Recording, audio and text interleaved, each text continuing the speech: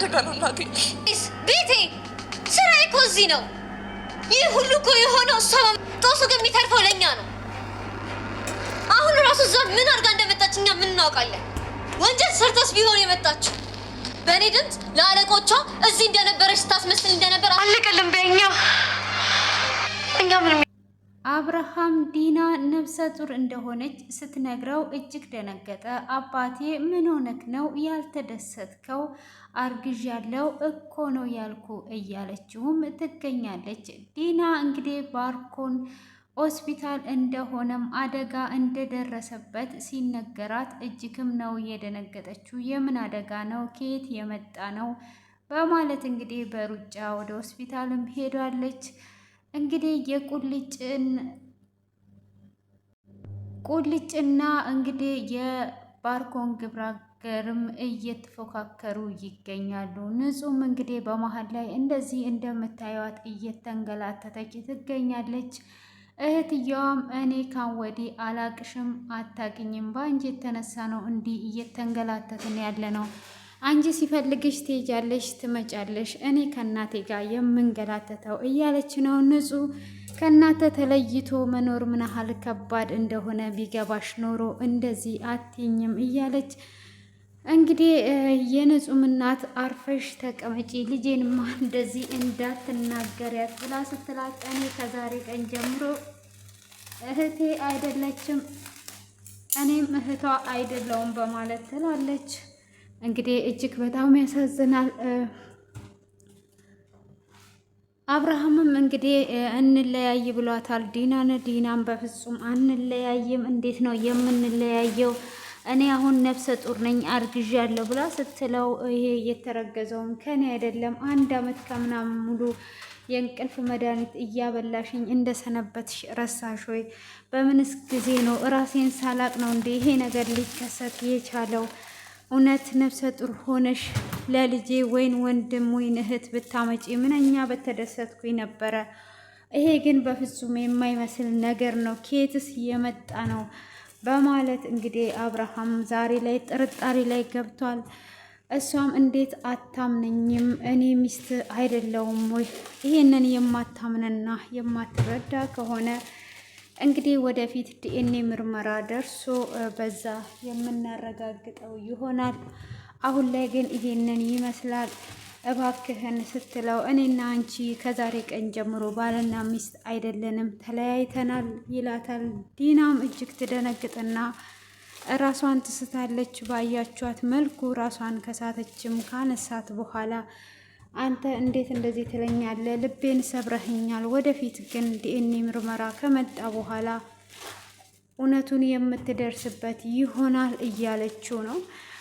እንግዲህ አደጋውን መድረሱን ስትሰማ ወደ ባርኮን ጋር ሮጣ ነበር የሄደችው።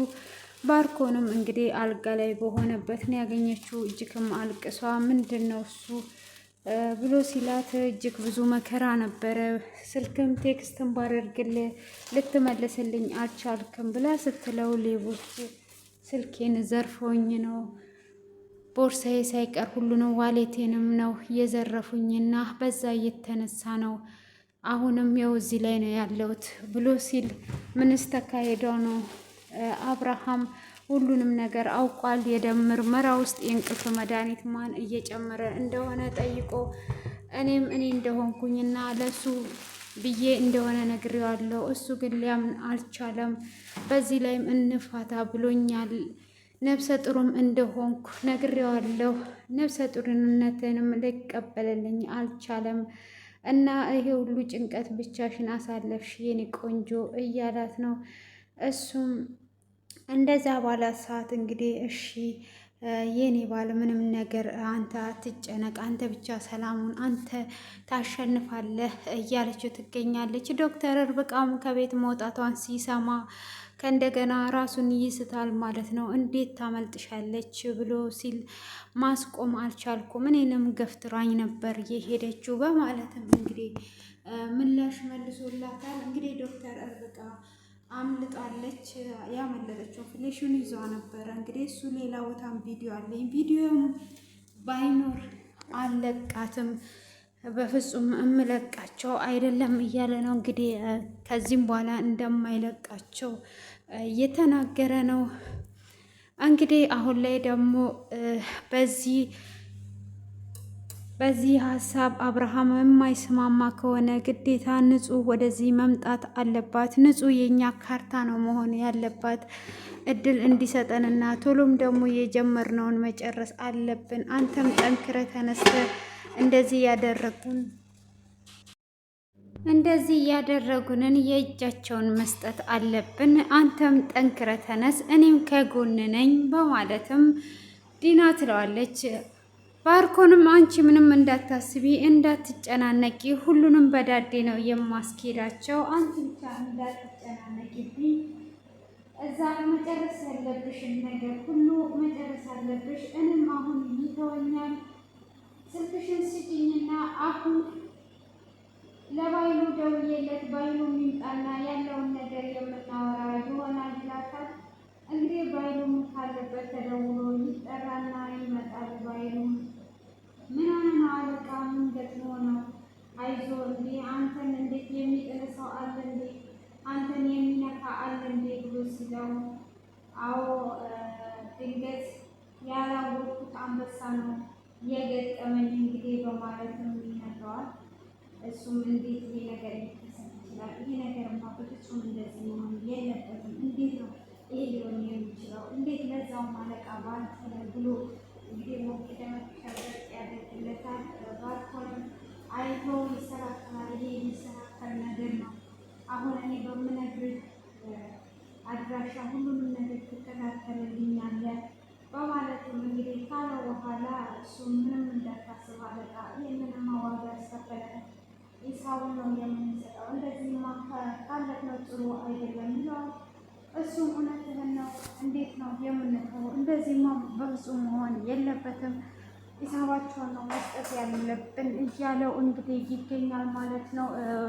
ባይሉም እንግዲህ እንደዛ ብሎታል። ሆኖም እንግዲህ ዲና ንጹህ መምጣት አለባት ስትል ንጹህ የት ታርፋለች ስትል እንግዲህ ንጹህ እንዲከታተላት አብሯት ያለ ግብረ አበር ነበረ። እሱ ይዟት ይምጣና እሱ ቤት ትቀመጥ እያለችው ነው እንግዲህ። ይሄ ቁልጭ በዚሁም ሊደበድበው በደረሰበት ሰዓት እሷ እንግዲህ እሱ መጥቶ አብሮ እንዲቀመጥ እያለችም ትገኛለች። ሆኖም እንግዲህ ምን እንደሚከሰት እንግዲህ ባርኮን በፍጹም አይሆንም፣ አንቺ ብቻ ራስሽን ጠብቂ እንጂ ምንም ነገር የሚሆን ነገር የለም እያላት ነው እንግዲህ እንዲህ እያለ ይገኛል ማለት ነው።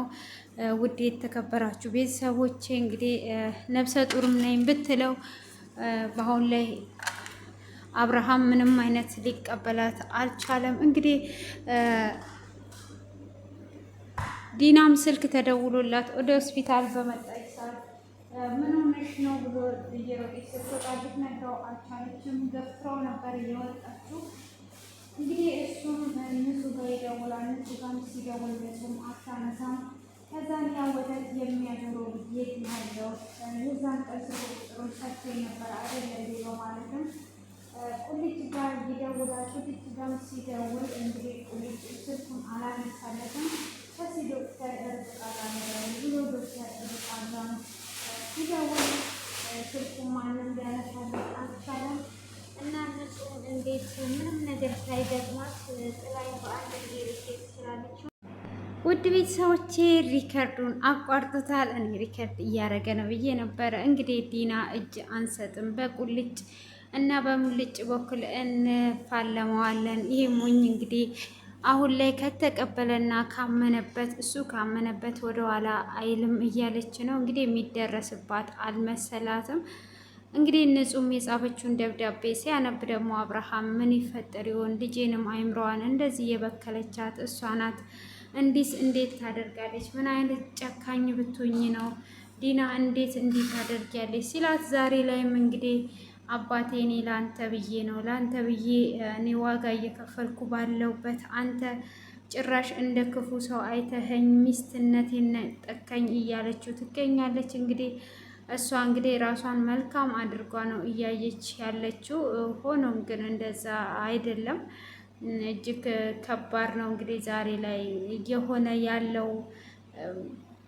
ለሱ ሳታረግዝ ላንተ ነው ያረገዝኩት እያለችው እንግዲህ ከባድ ሁኔታ ላይ ይገኛል። ሁሉም ነገር በዚህ አይነት ሁኔታ ይገኛል። እሱም ስላልተቀበላት በፍጹም ይሄንን ነገር አልቀበልም፣ ሞቼ ይገኛለሁ፣ እንዴት ነው ይሄንን የምቀበልሽ እያላት ነው እንግዲህ። እሷ ደግሞ ተቀበለኝ እያለች ትገኛለች ማለት ነው። እንግዲህ ውድ የተከበራችሁና የተወደዳችሁ ቤተሰቦቼ ያው ባሏን ወንድሜ ነው እያለች እንግዲህ ውሽማ አድርጋ ከማኖሯም ደግሞ በዚህ አይነት ሁኔታ ላይ ስትገኝ በጣም የሚገርምና የሚያሳዝን ነው። እንግዲህ አብርሃም መጨረሻ ላይ ምን ያደርጋት ይሆን? ምን ሲፈጠር ይሆን? እንግዲህ እነሱ አሁንም ካርታቸውን መጫወታቸውን እያቆሙ አይደለም። እንበቀላለን፣ አሁንም ቶሎ ተነሳ፣ አንተ አንበሳ ነህ፣ አንተ ጀግና ነህ እያለች እንግዲህ እያበረታታችሁ ትገኛለች። ጥርስህን ነክሰህ ተነስ አንተ የኔ ባል የኔ ቆንጆ እያለችው እንግዲህ እያቆለጣጠመችው ትገኛለች ማለት ነው። እንግዲህ አሁን ላይ መባረሯ እንኳን የማይቀር ነገር ነው። እስቲ እናንተ ኮሜንት ላይ አስቀምጡ። የገዛ ባሏን የእናቴ ልጅ ላጣው ነበረ እያለች እንዴት ስቅ ስቅ ብላ እንዴት እንዳለቀሰች ልነግራችሁ አልችልም። እንግዲህ አብርሃምን ለማሳመን ብላ እንግዲህ ያዛው ባርኮን ጋር ቁጭ ብላ እያለቀሰች የእናቴን ልጅ አጣሁት፣ የእናቴን ልጅ አጣሁት በማለት ስቅ እያለቀሰች ነበረ። እና እናንተ እንግዲህ ደግሞ ሀሳባቸውን ኮሜንት ላይ አስቀምጡልኝ እላችኋለሁ። ውድ ቤተሰቦቼ እጅግ በጣም ነው የሚገርመው። እንግዲህ ብዙ ድራማዎችን ስናይ ብዙ ትምህርቶችን እንማራለን፣ እንድንባንንም እንሆናለን ማለት ነው። ወደ ራሳችንም እንመለሳለን። እንግዲህ ብዙዎቹ የኔ ጓዳቸውን እየዳሰሱ ይሆናል። እንዲህ ወንድሟ ነው ወይስ ባሏ ነው ወይስ እጮኛዋ ተቀማጭ ነው እንዴ እያሉ እንግዲህ እንትን እያሉ ይሆናል። እንግዲህ እንቅልፍ መድኃኒት እያጠጣችሁ እያበላችሁ እሷ እንግዲህ በዚህ አይነት ሁኔታ እየተከናወነች ነበረ እና እጅግ በጣም ነው የሚገርመው የሚያሳዝነው። ሙዶችዬ በጣም አሳፋሪ ነገር ነው። እንግዲህ እንደዚህ ይመስላል ማለት ነው የዛሬው ክፍል። እንግዲህ አስተያየታችሁን ኮሜንት ላይ አስቀምጡ። በዚሁ አጋጣሚ ደግሞ ውድ የተከበራችሁ ቤተሰቦች እንግዲህ ሰሞኑን ሶሻል ሚዲያ ላይ ብዙ ነገሮችን እያየን ነው። እግዚአብሔር እንግዲህ ይጠብቀን። ሌላ ምን የምንለው ነገር የለም። እግዚአብሔር ስንሰደድ እሱ ያውቃልና እሱ ራሱ ይጠብቀን እላለሁኝ። እጅግ የሚያሳዝኑ ነገሮች ሚዲያ ላይ ያሉ እንግዲህ አንድ እህታችን ራሷን አጥፍታለች። በረኪና ጠጥታ ነው። በቃ የተለያየ የራሳቸውን የግላቸውን ነገር እያሉ ይገኛሉ ማለት ነው። በስተመጨረሻም ደግሞ አንዳንድ ወሬዎች ስሰማ ልጅቷ እንትን እንዳለች እንደተገደለች ነው እያወሩ ያሉት እና በጣም ከባድ ነው። ተገድሏ ነው ወደ ቃዋሙ የለም ብዙ ነገር እንግዲህ እያሉ ነው። ሰው ያሉትን ነው እንጂ የምናውቀው ነገር የለም። እግዚአብሔር አምላክ ማስተዋልን ይስጠን። የእሷም እንግዲህ ነፍስ እግዚአብሔር ያሳርፋት፣ ለቤተሰብ መጽናናት ይስጥ። እውነት አረቦች እንግዲህ እንደዚህ ማድረግ ከጀመሩ እኔ አሁን ለምሳሌ በወንድ ምክንያት ነው ራሷን ያጠፋችው ብለው ሲሉ በመጀመሪያ እንደዛ ብለው ሲሉ እንዴት ነው በወንድ ምክንያት ራሷን አጠፋች ሊሉ የቻሉት? ማለት እንደዛ ሲሉ እኮ የሆነ እነሱ አማርኛ አይችሉም። ለእነሱ ነግራ አይደለም እቺ ልጅ ራሷን ያጠፋችው፣ አንዴ በቻርጀር ታንቋ ነው ይላሉ። መቼም ነፍስ ዝም ብላ በጣም በረኪናም ብትጠጣ በአንድ ጊዜ እቺ ልጅ ልትሞት አትችልም፣ እንደምናየው ማለት ነው። እና ያ ነፍሷ ሲጣጣርስ እንግዲህ አረቦች ሁሉም ውልቅ ብለው አይወጡም ይኖራሉ። እና ለምን ዝም አሏት? ገመድ ሲሆን ደግሞ ይህ ገመድ እውነት ኤሌክትሪክ ገመድ እንደዚህ ይዘው ኤሌክትሪክ ገመድም ይሞታሉ። እንግዲህ እኔ አላቅም፣ ግን እኔ እንደዚህ የሆነ ሳስበው ሁኔታዎቹ ሁሉ የሚገርሙና የሚደንቁ ናቸው። ማለት እንዴት እኔ እንጃ የሆነ እንዲህ ነው ብላችሁ ማለት የማትችሉት ነገሮች አሉ አይደለም። በዛ አይነት ሁኔታ ውስጥ ነው እየሄደ ያለው እና ለቤተሰቦቿ እንግዲህ የእግር እሳት ነው የሆነችው። እሷስ አንዴ ተገላገለች፣ አንዴ ሄደች። የሄደ ሰው ሄደ፣ ላለ ሰው ግን እሳት ነው። እሳት የእግር እሳት ነው የሚሆነው ምንጊዜም ማለት ነው። ደግሞ በሶሻል ሚዲያ የሆነ ደግሞ ይባባሳል። ሁልጊዜም ፎቶዋን አንስተው ግማሹ የማይፈራው ይዘቀዝቃል፣ ወንድ ልጅ ብላ ይላል፣ ምንም ሳያጣራ ማለት ነው። ይህንን የሚያውቅ እግዚአብሔር ብቻ ነው። መቼም ውስጣችን ሌላ ነው፣ ፊታችን ሌላ ነው። ጥርሳችን በጣም ይስቃል፣ ውስጣችንን ግን ማንም ሊያቅልንና ሊረዳን አይችልም። በስግደት ሳለን ደግሞ እጅግ ከባድ ነው። በጣም ነው የሚያሳዝነው። እናቴ ወድ ብሶታችሁን ለመናገር ስትደውሉ፣ የሆነ ነገር ከፍቷችሁ ስትደውሉ ማንም ሊያዳምጣችሁ አይችልም። በዛ በእርግጥ በጣም ይከፋል። ግን ቢከፋም ደግሞ ያልፋል። አንድ ቀን እኛም ከሰው እኩል የምንሆንበት ሰዓት አለ። አንድ ቀን ሰዎች እኛን ቁጭ ብለው የሚያዳምጡበት ሰዓት ሊኖር ይችላል። በዋነኝነት እግዚአብሔር ከኛ ጋራ ነው እና ብዙ ጊዜ በዚህ አይነት ነገር በጣም ይከፋል። በቃ የሆነ እረፍት የምታደርጉበት የለም። አይምሯችሁ እረፍት እግዚአብሔር ባይኖረን ኖሮ እኛ በቃ በስግደት የመጣን ቀን ቻው አለቀ የኛ ነገር። ብዙ ጠላትን ነው ደግሞ ገዝተን የምንሄደው። ሁሌ ምቾት ነው ሰለኛ የሚያስቡት፣ ሁሌ የደላን ነው የሚመስላቸው። የሰው ቤት መኖራችንን ጭራሽ ነው አያስታውሱም። እንደኔ በእኔ በኩል እንዳሉ ሰዎች ከሆነ ሰው ቤት መኖራችሁ ሳይሆን የሚያስቡት አልጋ በአልጋ ሆናችሁ ተመችቷችሁ ምናምን እንደዛ አይነት ነገር ነው እና የሚያስቡት። እኔ በጣም ነው የሚገርመኝ። ጌታን ነው የምላችሁና እግዚአብሔር ማስተዋልን ጥበብን ያብዛልን። እኔ ሌላ ምለው ነገር የለም። እግዚአብሔር ጥበብን ሲያበዛልን እንግዲህ እሱ ሁሉን ቻይ ሁሉን የሚያደርግ አልፋ ኦሜጋ የሆነው ጌታ እሱ ይርዳን ነው የምለው ጌታ። እኔ በስግደት ነው ብዬ አልመኝም። መጥተው ህይወታቸውን ቢቀይሩ በጣም ደስ ይለኛል። ግን ስግደትን የቀመሰ ሴት በቃ አዙሮ ነው የሚያመጣት። በዛ ላይ ብዙ ጠላትን ነው የምትሸምተው እና እቺ ልጅ በጣም ነው ያሳዘነችኝ። በቃ ስሟን የማያደርጓት የማይፖስቷት ቦታ የለም። ተቸግር ያለው ብትል ይሄን ያህል ላይፖስታት ይችላሉ። አሁን ላይ ግን ያው ስትቸገረው በብዙ ሶሻል ሚዲያዎች አንዳንድ የሚሰሟቸው አሉ። እግዚአብሔር ይባረካቸው። ቢሆኑም እንደዚህ አንጠለጥሏችሁም እና አሁን እንደዚህ እያንጠለጠሏት እጅግ ነው ያሳዘነችኝ። ሁላችንም ወደዛው ነን። ሆኖም ግን አረቦቹ ምን አስበው ነው ማለት እኔ እንጃ። እኔ ምንም በዚህ ላይ አስተያየት የምሰጠው ነገር የለም። መጀመሪያ ቀን ሲሉ ለወንድ መስሎኝ እንዴ አበበ ኬደጫ ላይ ይመጣል። እንደውም ከሱ ተሽዬ ነው እኔ አሁን በህይወቴ ውስጥ ዋነኝነቴ ምንድነው ተሽዬ መገኘት ነው፣ በልጬ መገኘት ነው እንጂ አንሼ መገኘትን አይደለም። ከዛ ካናደደኝ ሰው በልጬ ለመገኘት በጣም እጥራለሁ። አንሼ መገኘትን አልፈልግም እና ከዛ ለመብለጥ ነው ጥረቴ፣ ለማናደድ እንጂ በአንድ ሰው ንዴትማ ራሴን ባጠፋ እስከዛሬ ለምን እቀመጣለሁ?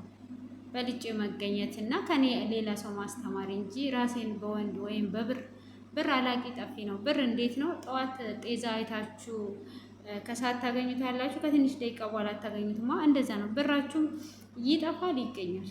ብቻ ጤና ይስጣችሁ። ጤና ካላችሁ ብር አላቂ ጠፊ ነው።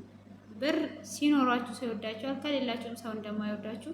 ብሩም ቢበሏችሁም 300 400 ሺህ ቢበሉን ክት አድርገው ይብሉ። ብቻ እናንተ ሰላም ነው። እነሱ አንድ ቀን ይተኳታል። እናንተ ግን ተመችቷችሁ